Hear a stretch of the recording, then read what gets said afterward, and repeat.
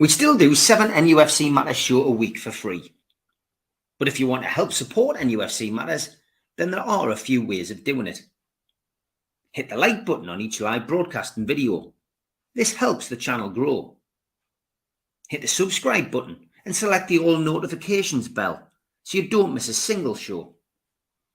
If you want to help us financially, then you can join the channel using this button with the membership starting at $1.99 a month. Or you can drop us a donation in the chat using a super sticker. We're also looking for sponsors. If you'd like your brand advertised on the flyers for the show and featured during the ad break, then email John at nufcmatters.com to arrange today.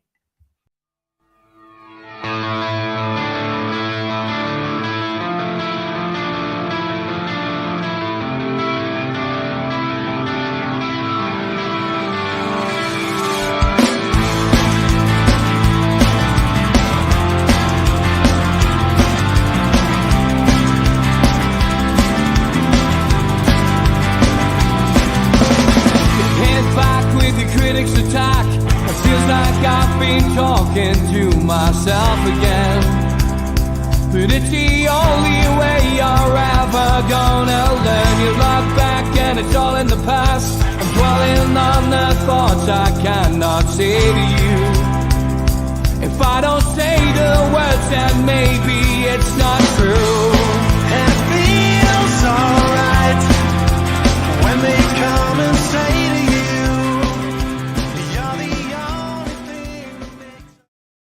good afternoon. We are live on NUFC Matters. We're talking to Toon. Good afternoon, Sid. Good afternoon. How are you doing?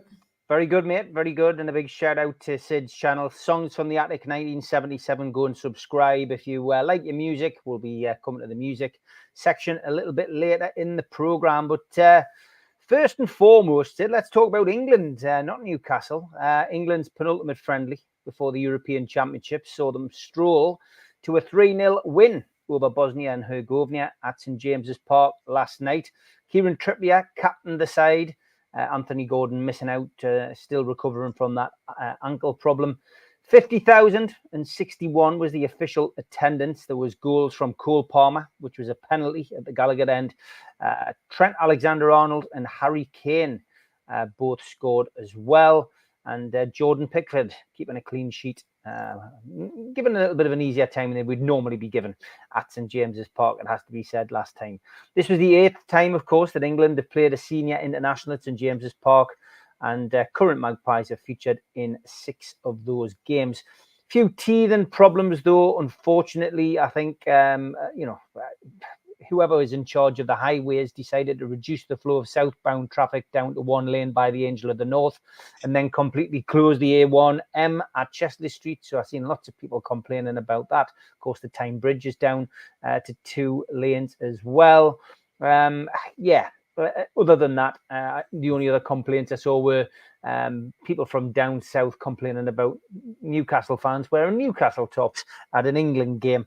But yeah, overall seemed to be a successful evening and a good one for the economy, a good one for the football club. Of course, Amanda and Dad both sitting in the director's box overseeing proceedings.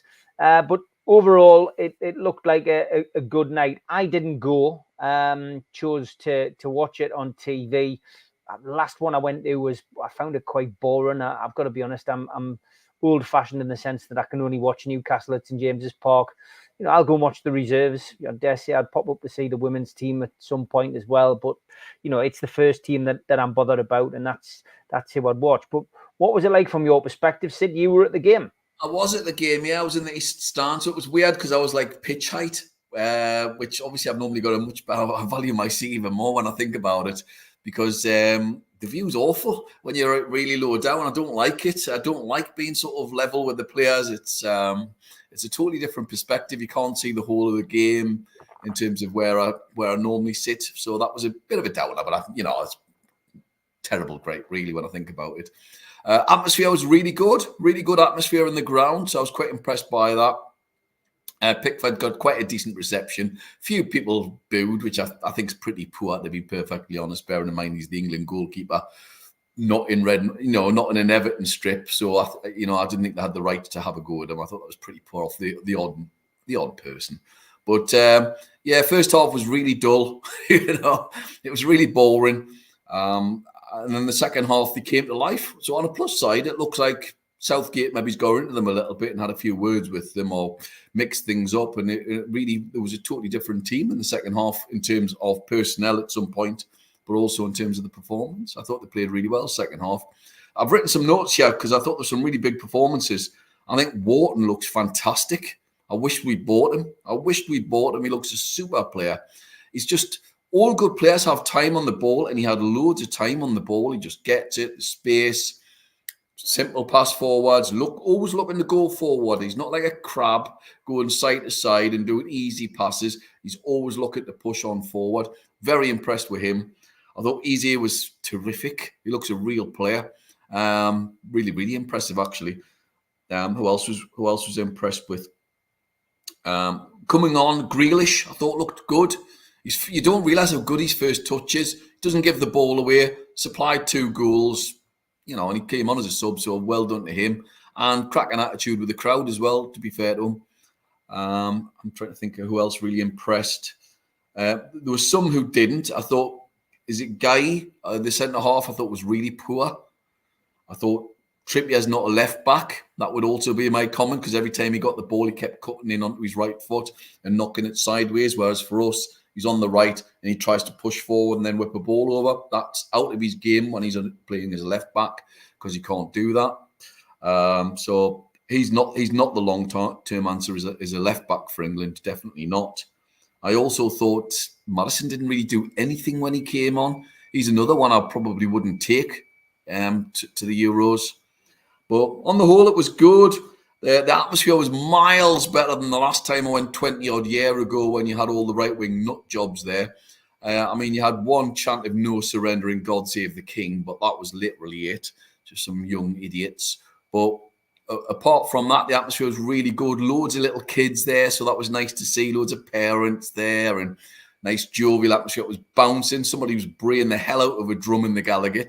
So apparently my mates were there, and they said there was 2 lady drummers. I'd have hated to be near them.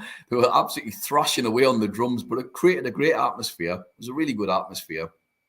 Good performance. A shout out as well, I have to say, to Jill Scott, who walked around the thing and saying hello to everybody and shaking hands, and she comes across as a really nice, genuine person from where I was. So I thought, well, fair do. She didn't have to go and talk to everybody, but she did and seemed spot on. So yeah, it was pretty decent.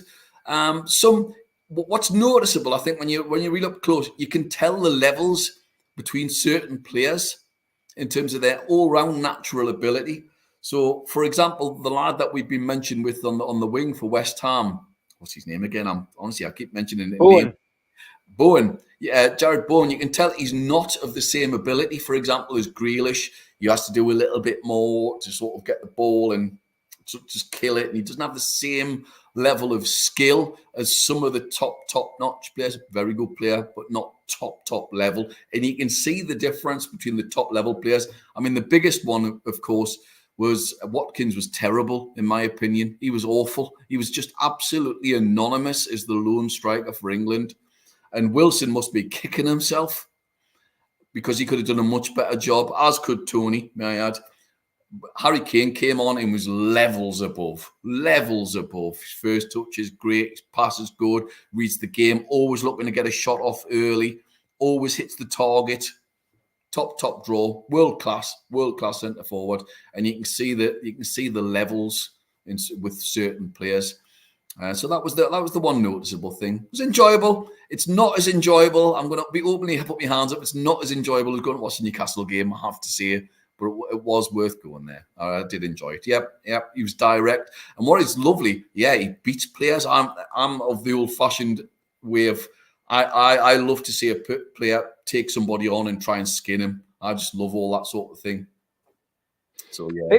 Big shout out to Tim. Enjoy your holiday, mate. He says, I came off the Sun Lounger in the heat and came off Sticky Fingers album to get on. That's commitment. There you go. I've got my Rolling Stones t-shirt on at the moment. So there you have it, Tim. Brilliant stuff, and get well soon to Alan and Mozza. They're still not 100%. It seems after the holiday. Awful to hear that you're not well. Hopefully you'll be okay for the end of season. Blue Rhythm Boys has also had the Mackham singing their songs throughout the game. Shame everyone can't come together to support England, but never going to happen. Yeah, and there was a video that was doing the rounds as well, of course, of a football supporter wiping his backside on a Sunderland flag, which seems to have done decent numbers around the Newcastle forums, etc. So yeah, there's always going to be a bit of rivalry. As you say, people should park it for the England games, but certain people will, certain people won't. I guess we've just got to accept that. Okay, moving on. The big news today, Newcastle United have confirmed that their new official sports retail partner is going to be JD. The company will stock Newcastle's new Adidas merchandise from the 24-25 campaign onwards across Europe and online. That announcement, of course, comes weeks after former Newcastle owner Mike Ashley lost his latest legal challenge against the club after their refusal to supply the new kit to Sports Direct. That story is hilarious. I'm just going to dry me crocodile tears for Mike Ashley. Oh, there you go. Gone. Well, of course, for any of you who've lived in a cave for the last few years, in March 2024, Ashley filed a claim in the Competition Appeal Tribunal, affectionately known as CAT, arguing that Newcastle was abusing its dominant position in the market by preventing Sports Direct from selling the new kit, which, of course, is going to be released on Friday. That has been, going backwards and forwards now for the last few weeks, and confirming the new partnership today. Newcastle say that the deal will allow supporters increased choice and assessed access to kit products across the world. There was also a statement from Newcastle's Chief Commercial Officer, Peter Silverstone. He said, "We know that being able to wear kit and other club branded products is so important to our supporters. It adds to that strong sense of connection that we want the fan to feel with the club, every fan to feel with the club. We're delighted to team up with JD to give supporters incredible access to Newcastle United's much awaited Adidas replica kits and ranges. This is a hugely exciting time for the club as we reunite with Adidas. We are assembling a world-class retail lineup by partnering with JD to complement our own in-house retail business and the offering in Adidas' own stores. Our fans in the UK and across Europe will undoubtedly benefit from JD's extensive and premium high street and online presence, where they'll be able to buy the club's exciting Adidas range alongside JD's broader premium sports apparel and footwear offering." So the new kit out on the 7th of June. We now have another partner as well. So it's a great move, that, and one which I'm sure has not gone down well in Mike Ashley's house. Yeah, I wonder how it works in terms of payment of JD. Do they pay us and then they keep all the money from the Newcastle tops, or do they pay us and we also get a percentage from the Newcastle tops? I don't know how these things work. So that'll be interesting to know how the whole situation works financially. Obviously, the in-house one, I believe, at Adidas, we get all the money, don't we? I just wondered whether we get all the money from JD, and therefore we're still getting people to go in and purchase product from JD at the same time. Because you never go in and buy one thing from a sports shop. You always go in and buy two or three. And so maybe footfall, therefore, means more, you're going to purchase more products. I'd be interested to see how that works. But great. I did laugh. I thought it was funny. As I say, it's just the way of the world, and he treated us appallingly for such a long time. So there's no sympathy coming from me, I'm afraid. That's just the way it works. It's the way the cookie crumbles. Yeah, no, same for me, mate. Ultimately it's a saga that's dragged on, and I wouldn't be surprised if we have another kind of run in with Mike Ashley at some point, because I keep he will have something up his sleeve. Yeah, we the whole Stockhouse syndrome. I keep expecting to wake up like Dallas, and he's still in charge. Yeah, I fully understand that. I mean, and like I keep saying, it's only really about promoting his sports brand globally, and that's why he always has these situations developing. It's peanuts that he's spending with lawyers and solicitors and barristers, etc. He doesn't mind. It's free advertising, because whenever Newcastle are in conflict with Mike Ashley, it's free advertising, because it's all over the headlines, all over the news. back pages, front pages, radio, TV, skies, you name it, everyone's talking about it, aren't they? It's the whole Malcolm McLaren, isn't it? All publicity is good publicity. It's that sort of ethos. So yeah. Of course it is. No real good. They've got good range of gear. So yeah, good. Oh, they have. That's a good brand to be attached to, and again, it'll help FFP, won't it? That's the key. Having another partner, and money coming in, it'll help FFP.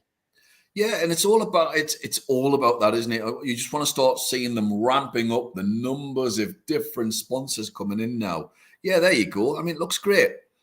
So the more the merrier, and I'm pretty convinced we'll start to see those numbers going up and up and up over the next few months, even not just the next few years. I think the next few months. Yeah, the turkey comment made us laugh. I don't know how they get away with that, but that's another issue. Yeah. Big move for Newcastle United. That well done to the commercial department and upping their game again. Off the pitch is one thing, but on the pitch is where we want to see investment. And once the transfer window opens, we're expecting Newcastle to be busy because of the outgoings this year and, of course, next year, looking ahead to the players who will be released. And well, the Athletic have quoted us 5 players today, didn't they? They have a piece stating that way. It's the 5 positions that everybody's expecting: 2 centre halves, goalkeeper, a right wing, and I think it's a centre forward as well. Yeah. So those are the 5 positions everybody's been talking about. It doesn't take a genius to work that out. And I was a little bit worried when I've seen comments about Trafford being linked. Now I've commented on this before. Mamadishvili was definitely mine, not just for the chant, but he would definitely be my first choice. You've got to go and get a top draw keeper. I don't see the point in getting a keeper worse than Pope and trying to think that he's going to get better over time, which he might well do. But we had this problem last year when we bought 2 full. Don't get me wrong, Livermento's been top draw, but we bought two fullbacks. Who some people might argue, certainly on both positions, certainly left back wasn't a finished article, and I'd rather have players who are just about the finished article coming into the club rather than people we're going to prepare over a bit of time. We need people who can start now as first choice players, and I would like to see those 5 positions covered by first team starters. That's the way I look at it, not like what we did last year, where I don't think the window was as good as it should have been. Well, anyway, near as good as it should have been in hindsight. Obviously, we've been involved already in shipping a few out, which we discussed last week. Since we last spoke on the show last week, Mark Gillespie on Thursday confirmed that he signed a 12-month contract extension. 32-year-old, of course, from Tyneside. He was a free agent when he was released by Motherwell. Came in and signed a 3-year deal at St James's Park in 2020.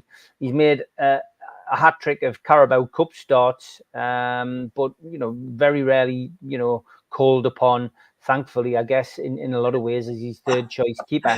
But yeah, cushy number, isn't it? He's got a cushy number. Yeah, he has as a Newcastle fan. As a Newcastle fan, it's fantastic, and he was named as an unused substitute by Newcastle 14 times in league and cup fixtures last year. So yeah, but what we got from Eddie Howe in Australia was how useful he is, behind the scenes, and that, I guess, having lost Paul Dummett and Matt Ritchie is going to be very important for Eddie Howe. He seems to value that kind of camaraderie and atmosphere and people who are prepared to get stuck in behind the scenes just as much as a top class player on the pitch. Yeah, I think that's really important, though, isn't it? Because you could argue, if you look at the Man United squad, you could argue to a point that player for player, they may have a better squad, but they don't have the camaraderie and the team spirit that we have. Hence the fact our team has been a better team in terms of the league this year.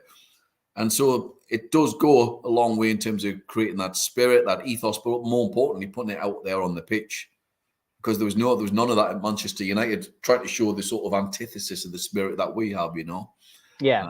So, yeah, and that's fair enough. You've got to keep them. You can't get rid of everybody all in one go. As much as some of us might say, oh, well, I wouldn't keep him and I wouldn't keep him. You've got to keep some of them. So, yeah. No, of course you have. Of course you have. And of course, next year is going to be, is going to be a big test as well, because I read this out last night.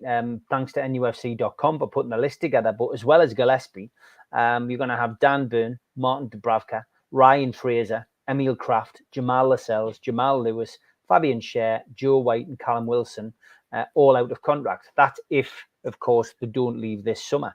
Or in January. So, there's a lot to sort out, and a lot of recruitment needed, isn't there, Sid?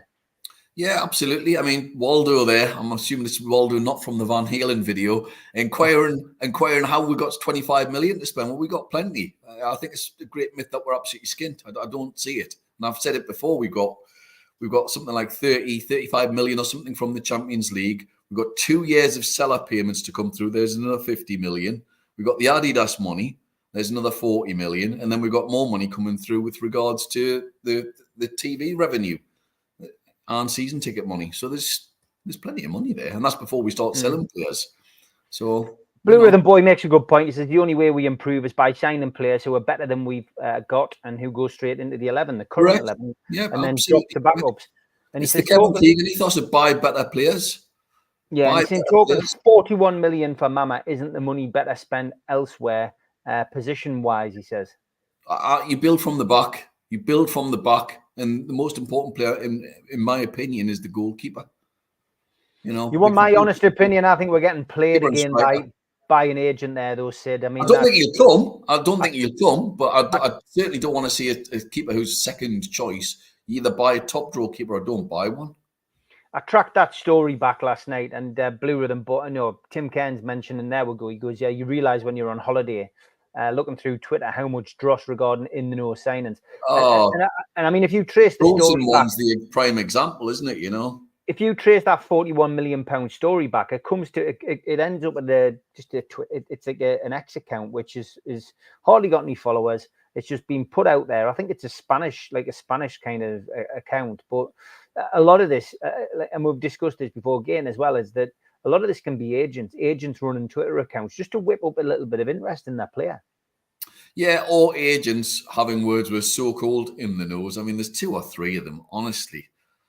Absolutely pathetic. And you read some of the comments, oh, yeah, that's what I heard as well. No, you didn't. You're hearing voices in your head is the simple answer. You've heard absolutely nothing.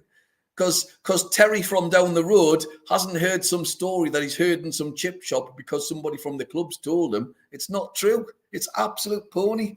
And we know it. So there's nobody from the club telling us, going around telling things. It's just crazy, isn't it? I've heard this, I've heard that. It's just rubbish. It's absolute dross. Yeah, trust the process. Some of the stuff you can put 2 and 2 together. So, for example, you might hear somebody saying, or I know somebody who's at a school and one of the kids has already been told that they're not going to be there next term. All right, fair enough. I can buy that. That's absolutely fine. But and so therefore, a player's not going to be at Newcastle the following season. But some of these players that we're going to buy, it's just honestly, it's just fantasy stuff. It's fantasy island stuff. It really is. It's there for clicks. Or just attention seeking. It really Narcissism is some of it. Certainly with some of these people. The rest of it is, it is just clicks. It says watch the highlights of the PSG game at SJP, and for those fans pushing for the departure of Miggy, watch that Miggy goal. I love him. Yeah, I'd sell him. So there you have it. Sorry, I'd sell him. I don't think there's many pushing for him to go. I think there's other people. I'm openly pushing for him to go. I'm not going to sit on the fence. You are, yeah. You are, yeah. Absolutely. I wouldn't complain. I wouldn't complain. 100%. But I feel he doesn't offer enough. And the fact that last year Murphy produced more in terms of the numbers than he's done in his whole career in terms of assists. And that's all you need to know, as far as I'm concerned. Great lad, terrific lad. Hey, give him a standing ovation when he comes back against us. But, works hard. That's the least you should expect to see, isn't it? But, sorry, off you go. Good luck. The club's an illegal one, Miggy. The lad works hard. Yeah, listen, we've got to move on from that. Keith Patterson made the point on Friday on the Amigos about moving on. We'll have to move on. And I agree. I think there'll be some players who will go and other players who won't. Blue Rhythm Boy says Sid is vicious when it comes to Mickey. See what you did there, Blue Rhythm Boy. Very good. Very good. I enjoyed that. That's good. It was better than his original vicious comment, which I think is that one's better. Due to FFP, will we lose a high-profile player? If so, who? Graham, it's a question we can't answer.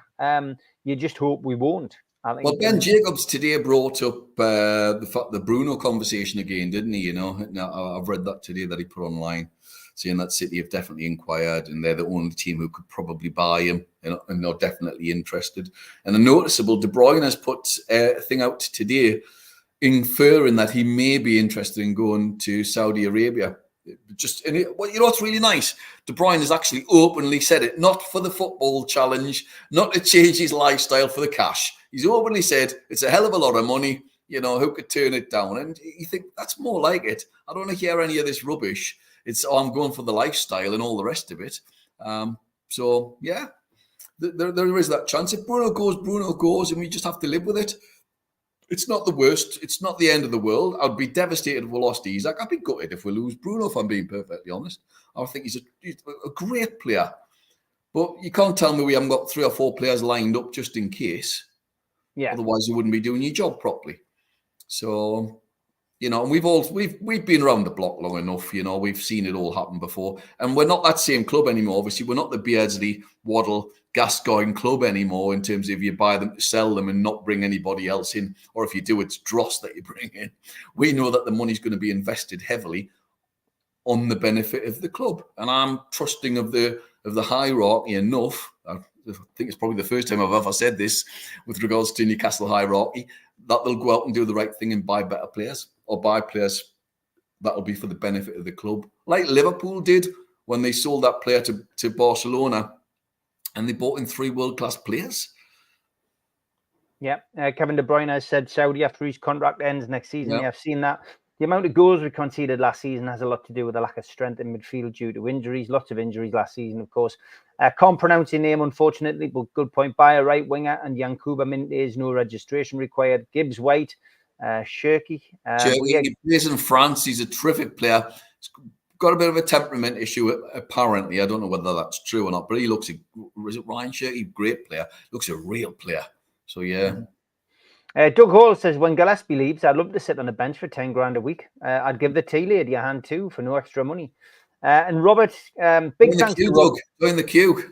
A big thanks to Robert because he's the man behind our latest flyers. He's got his own business and is very busy, but he does like to shout out every now and then. And he has produced some great stuff for us and is going to continue to do that. Big thanks to Robert for that. And, looking forward to seeing you at the Entertainers event, mate.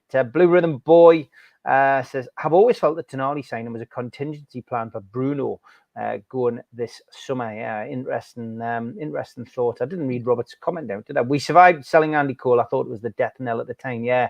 And we were a different club then. This is the point we were trying to make on Friday night on the Amigos, isn't it? That ultimately, this club now, if we sell Bruno or if we sold Isaac, the money wouldn't be going towards buying a new stand or going into someone's back pocket, Sid. It would be going allegedly.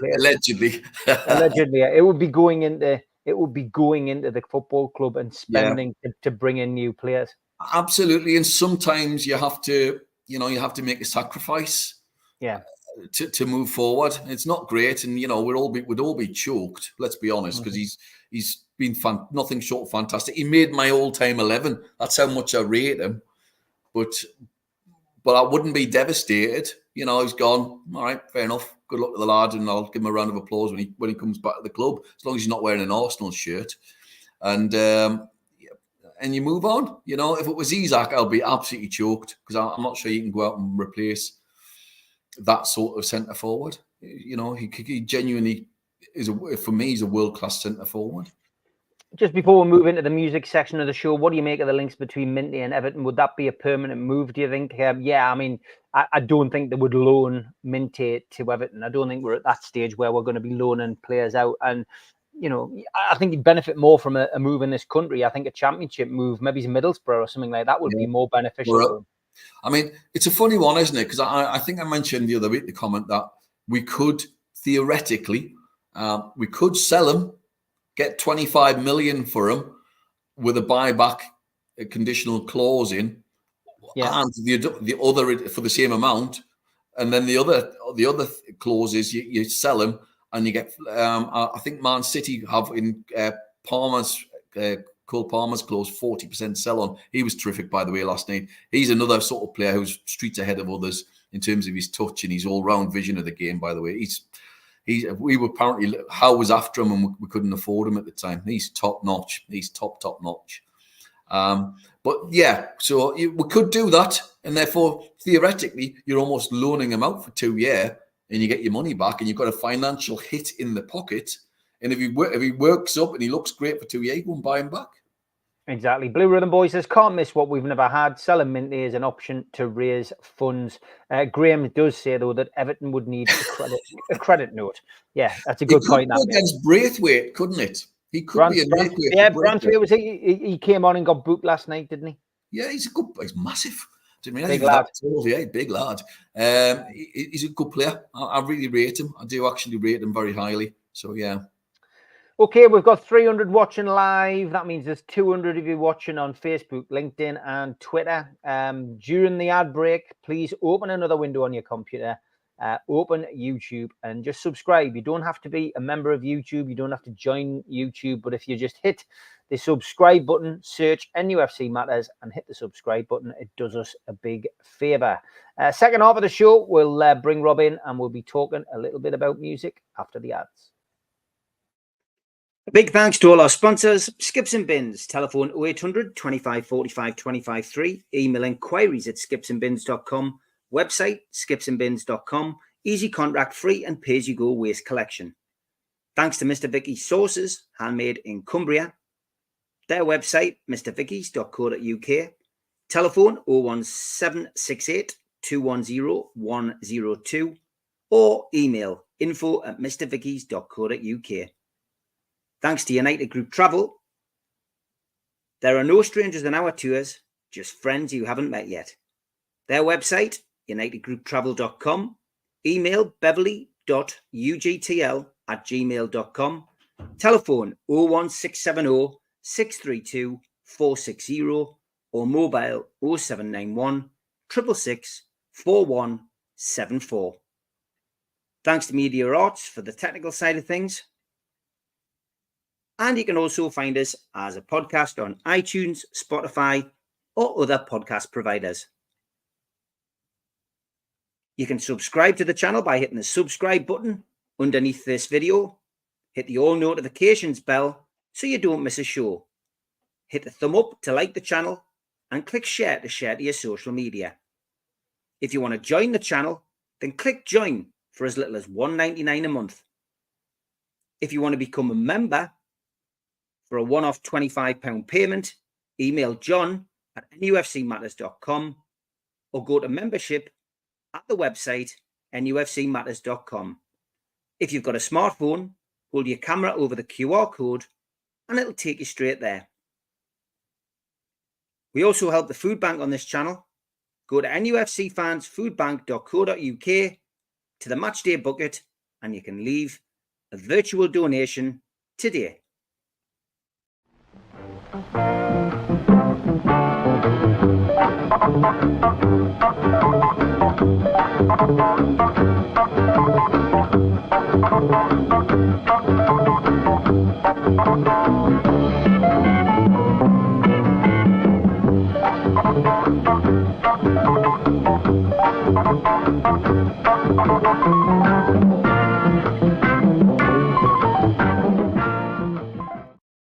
And it's a big welcome to Rob from Give Up the Ghost. How are you, Rob? Really good, Steve. And how are you, Steve? And how are you, Sid? Very good, mate. Good to see you. Yep, as always, good to see you. And I'm going to stick a QR code up before we get into the reviews. Give Up the Ghost UK, alternative music for modern times. Where does that QR code take our viewers, Rob? That takes us to our band's Facebook page. The reason I'm doing that is, Steve, is we put UK, Give Up the Ghost UK, because there's a Give Up the Ghost hard punk band in America. So we don't know if people are searching and finding this other band. So if I could show you these as two examples there's the Mission. That's the Mission UK, because there's a Mission America. And of course, you've got UK Squeeze, because there was a Squeeze in America in the 70s. So again, we'll give up the Ghost UK. So yeah, I mean, we're hoping to get figures up and a bit following behind us, hopefully come down northeast end of this year, maybe next year. We've got 2 other gigs booked up already, one for next month and one for August. So I'll let you know about that nearer the time. So yeah, it's all good. It's just to try and get figures up and get a bit following behind us. And if you go on the Facebook page, you'll see what we're up to and what we're all about. Great stuff. So get your QR, get your phones out, put Yeah. that over the QR code, and that will take you straight there. Alternatively, if you haven't got a Geek Posh phone, then just type in Give Up the Ghost UK into Facebook and you'll find their group. And as usual, you're going to review an album. These are a couple that you won't be doing. Whipped Cream and Other Delights. Great cover, that, by the way. Is that an actual album? Yeah, it is actually. Yes, it is. It is. Wow, I'm going to have to download that and hear it. And then another one, got the problem, tell it to this huge shoe. Yeah, very good, Rob. But you're not reviewing either of those today, Rob. No, today is a recommendation from Mitch from the Three Amigos. I was watching on Friday, as I do, and I always watch his T-shirts, bands, sort of things he's into. So very quickly, he said White Pony by Deftones. So Mitch, thank you for that. Wasn't what I was expecting. Never heard of the band before at all. 2 guys in our band have, and they're saying their lead singer, the Deftones, is their version of Our Morrissey. I don't know. So yeah, I've listened to the album about 4 times. I do a bit of decorating and sign writing as a hobby. So I listen to these albums when I'm doing it and I take my mental notes. So this is their 3rd studio album. They're a band from California, formed in 1988, and this was from the year 2000. 2 singles from this is Change, and in brackets, In the House of Flies, and then Back to School, Mini Maggot. So a new rock, alternative rock. Back in the day, I would have called them an American guitar band. There was a lot of bands like that. Instead, said you'll be familiar, bands like Dinosaur Jr., these Sonic Youth, all these sort of bands, Loop, Mudhoney, that style of stuff. So track 1, I cannot pronounce the name of the song. If anyone can help me, please do. Fitachiria, I think. Really good guitar riffs on this album as a whole. It's really unusual, a bit sort of System of a Down-ish-esque in a way. The song is about sorcery. It's quite a mid-tempo opener. I was expecting more of a whack. It was a good opening song, though. Great change. I love the drop in the tempos. It just go everywhere, and then it just sort of falls back into place. It must have been interesting rehearsal room. I don't know how they managed to do stuff like that live, in a studio setting. I mean, very difficult. Really, really good, solid offbeat drumming on this song. There's no chords. Again, it reminded me a little bit of Soundgarden, but hey ho. Good opener though. Track 2 is called Digital Bath.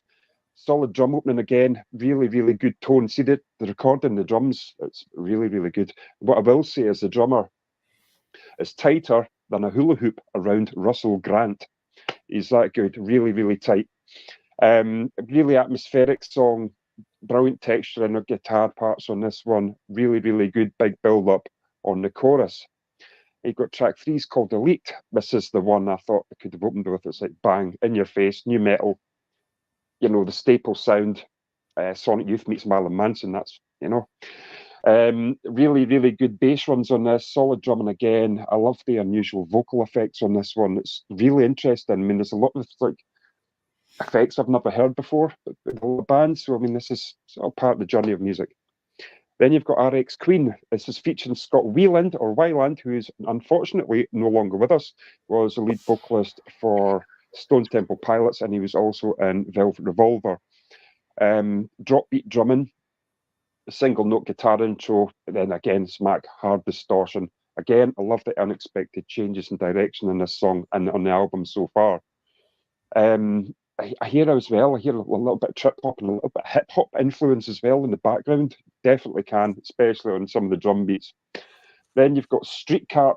To me, this is my favourite song so far on the first hear of it. Again, the range of vocals. I'm not familiar with the band members' names, but the range on his vocals is, it's very unique. Again, I can hear like in 90s American guitar bands, like Band of Susan's Dinosaur Jr., that sort of thing. And Mitch, if you're watching, I'm going to hold that up for you. Listen to this band. It's called Band of Susans. It's called Love Agenda. You will just try and go on YouTube and give them a listen. I'm sure you'll love it. Then you've got Teenager, sort of slow acoustic start on this one. Nice snare background again. Just nice little rolls in the snare. Nice backing vocals and harmonies on this one. It's a good song for your imagination. Again, I love that sort of thing. I love the atmosphere on these type of songs. You just sit and your mind will wander. I really like that. Your track 7, Knife Party. Power drumming, a beat blast, really good. Brilliant power chords again.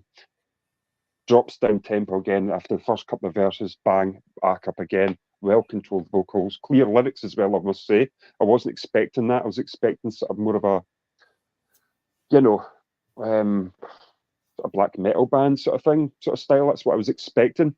But really, really good. The lyrics, I'm not sure what the lyrics are about, the songs are about, but just his range, his tone, really clear. I was really surprised about that.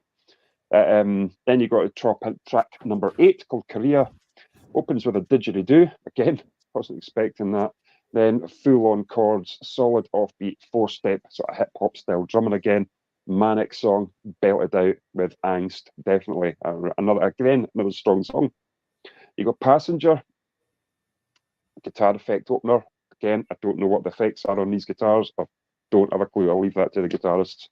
I'll leave the drumming to the musicians.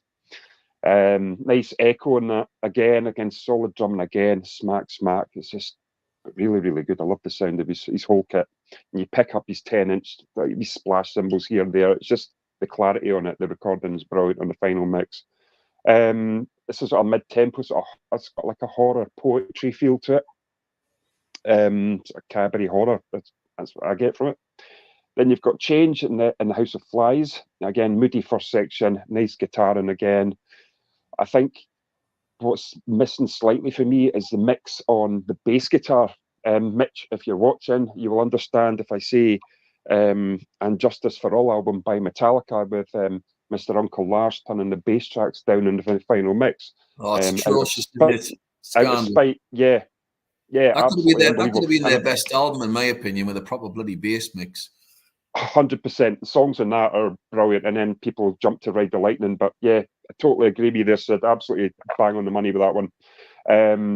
It's just a shame that happened. But yeah, so again, if I had more bass coming through this, it triggered me to think of Metallica and Mr. Perfect Lars, tongue in cheek. Then you got Pink Maggot. Again, I get a strong vocal opening, soft and haunting. It's quite a trippy song. It's definitely, I just love the originality of the band Deftones. I might go back and maybe watch some of their concerts on Rock am Ring or YouTube, that sort of thing. I might be going to see what they're like live. I don't know if they're still going, but I'll look into it. It's really good, but I just love the directional changes on it. I thought System of a Down were really clever, but yeah, Deftones really, really good. So yeah, I'm going to give that a 9 out of 10. That really, really good, and thanks for recommending it, Mitch. Really enjoyed it. Good stuff. Sid, you always bring something to the table with the music side of things on here. What are you bringing us this week? I do. I had the pleasure this week of going to see the magnificent Richard Thompson yet again. I think he's one of the greatest musicians on the planet. This album, Rumour and Sigh, released in 1991, I would argue is certainly for me, in the top 3 albums of the 1990s. It's just an incredible album. It features musicians such as Jim Keltner, great drummer, Jerry Sheff, who I mentioned before on the Costello show, a great bass player who lived in Northumberland, weirdly, from America, was Elvis's bass player, and loads of other top musicians. But I mean, Richard Thompson himself, one of the great guitarists, one of the great folk electric guitarists. He could play anything. It's just a terrific 60-minute album. And it was one of those days where people would put too much music onto CDs because they felt like they had to pack it out. And in this case, it's one of the rare fews that actually is full of great songs all the way through, start to finish. So just some of the great songs. Read About Love, the opener is really, really catchy. Go and give it a go, folks. If you like the opener, I think you'll like the rest of the album. It's a really catchy, sort of poppy, sort of folky type song. Really good. Feel So Good's excellent. Again, another up-tempo song with the really funny lyrics. I feel so good, I'm going to break somebody's heart tonight, which is just a classic line. Love it. He's got a couple of anti-Thatcher songs on it, which always works well for me. It's a song called Grey Walls about Thatcher closing down mental facilities and selling them for profit. And a song called Mother Knows Best. She says, bring me your firstborn and I'll suck their blood. Bring me your poor and I'll trample them in the mud. Great lyrics. He's got a great sense of humor. He does a biker song as well on acoustic guitar. The playing is out of this world. It's called Black Vincent 1952. It's really quite famous, actually. And it's almost like a leader of the pack song about a guy who rides a motorbike and dies. Beautiful song. Really, really great story. We got a traditional folk song when he's like mocking in some respects, but it's a tribute to a guy called Jimmy Shand and a song called Don't Sit on My Jimmy Shands. It's really fast, really catchy. It finishes off with a couple of great songs. God Loves a Drunk. It's a beautifully crafted ballad. Superb. And then the weirdest song on the album is a song called Psycho Street, which is the last song. And of course, ironically, it's a song of two parts, which with this psychotic feel thrown in the middle, and it goes off into this strange rhythm. Just absolutely outstanding 5-star album. One of the best albums I've ever heard, with the weirdest sort of childlike cover. Rumor spelt from the American spellings for some bizarre reason. I'm not quite sure why. I didn't look it up. But go and give him a try. This is the one to try. This is the Richard Thompson album to try. His last 30 years, he's wrote miles better albums than Costello, who I'm a huge fan of, and other people like that. He is top draw.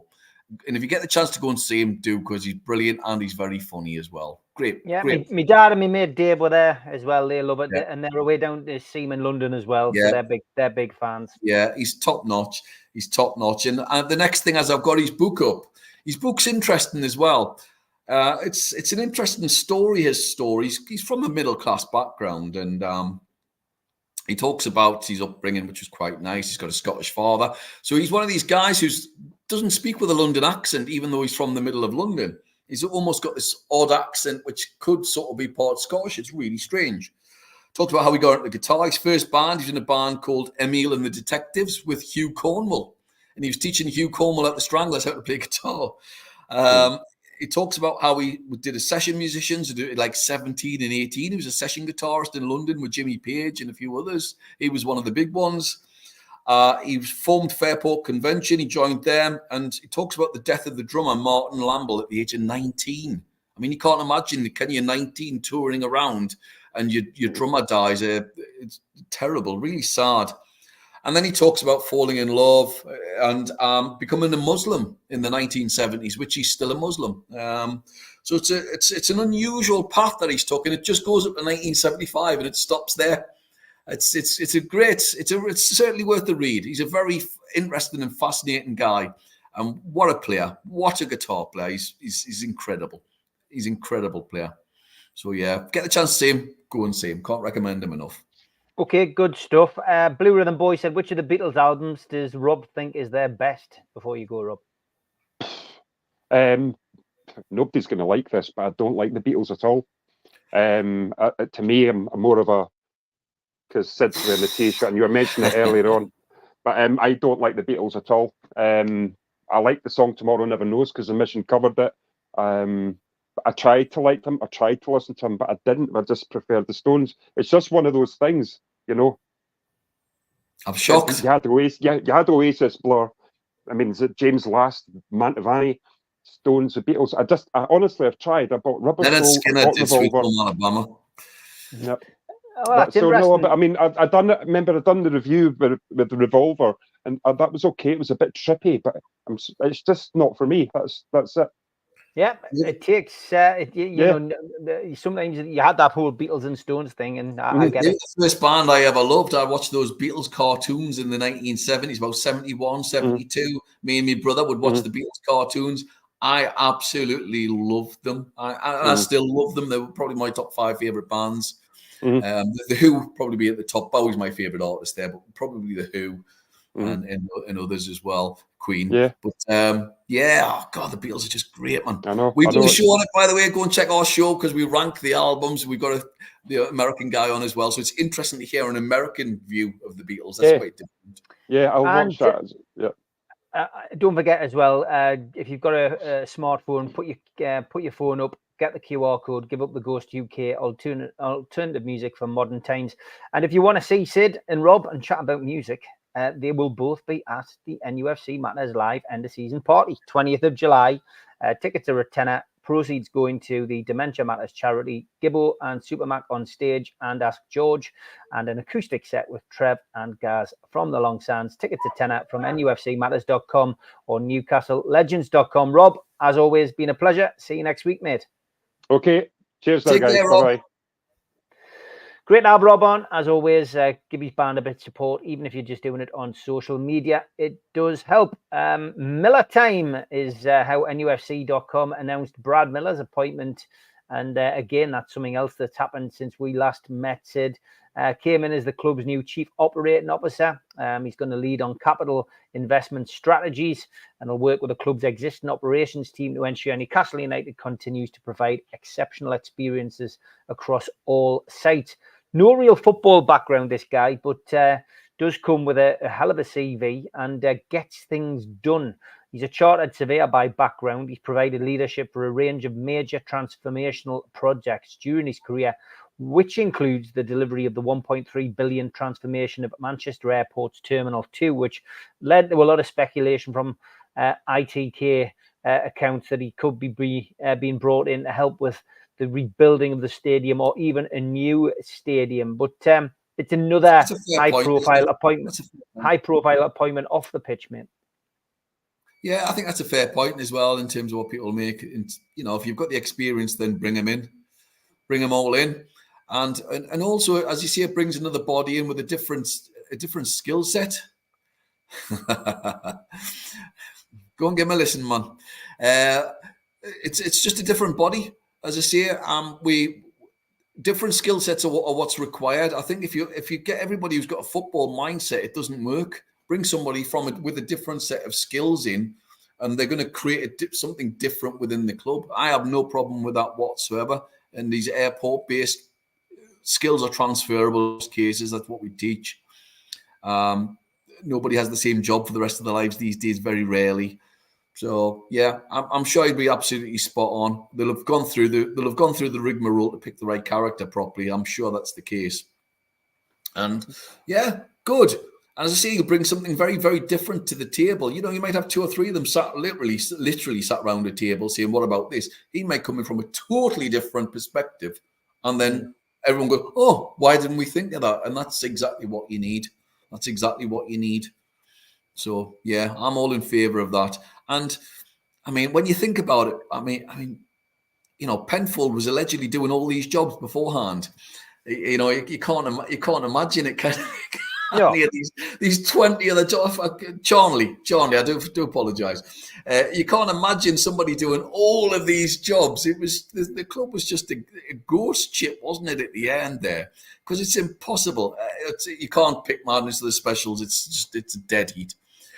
It's dead heat. That's thrown us now. I'm lost there. Yeah, I can't imagine. So it's great to have all these other people doing different jobs and all being accountable, which you have to be. And the only way that we're going to be accountable is progress off the pitch in terms of what's coming into the club and progress on the pitch in terms of what's happening. And one goes with the other. So the financial aspect will help provide for the rest of the club. So yeah, all good for me. All good. Good appointment. Well done. Yeah, it's an anniversary today as well of because we do the music show. Bruce Springsteen in the E Street Band brought a Born in the USA tour to St James's Park and played on a stage at the Leazes End. Yes. So interesting having just been to see him at the Stadium of Light. But yeah, it's the anniversary of that. It's also the anniversary today of our infamous win in Japan. When we won against Yamaha Motors by 1-0 and Chris Waddle scored. When was that? I can't even remember it. 1983. But that was the day that we actually won the Japan Cup. Right, okay, that well-known prestigious trophy. Yeah, I've got a picture of Keegan somewhere holding it aloft. I don't even remember it. That's gone from my memory. Wow. Yeah, amazing. The Japan Cup. I hung on to it for years, mate. I've seen some of the things that we used to do. People forget. I remember I queued up and I had the first ticket, and in the end I couldn't go.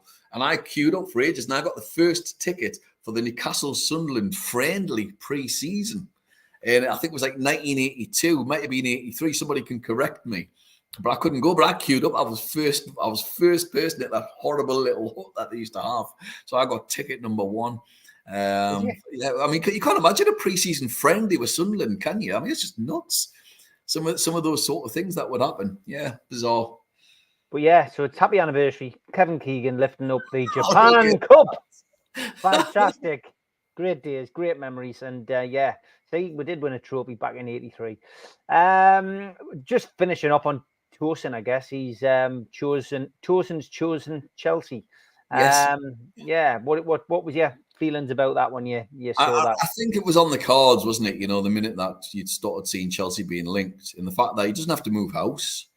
He's probably on the same money, if not a little bit more, then fair enough. You know, I don't have a problem with it. I mentioned this last week when I said that the Bournemouth fans were gutted to see Kelly leave and said that he had the opportunity to be an England footballer and said he was top-notch when fit.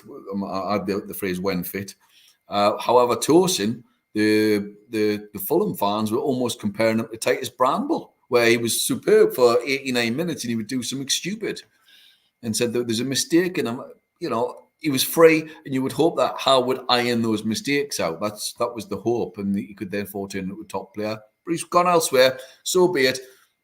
If that's the case, go and buy a top-notch player or a player who's close to being top-notch is what I would suggest we go and do, you know, with some of the dosh that we probably will have. So, yeah, that's my suggestion. And good luck to the lad. But there's 8 defenders at Chelsea. I'm sure they'll sell 2, but he's still got a hell of a job to sort of get himself regular game time there. If that's where he was alleging, and he was alleging that he wanted to come to Newcastle for the ethos and for Howe's sort of work rate and how to transform him, then that shows that wasn't really the case. Have we been played? Not sure, is the honest answer. Good luck to him. It's you know, it's up to him.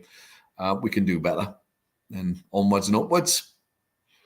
Yep, I would agree. We'll move on from Tosin this week and wait and see what happens when the transfer window opens. Thanks to everybody who's tuned in today. Thanks, Tim. He says, great watch, lads.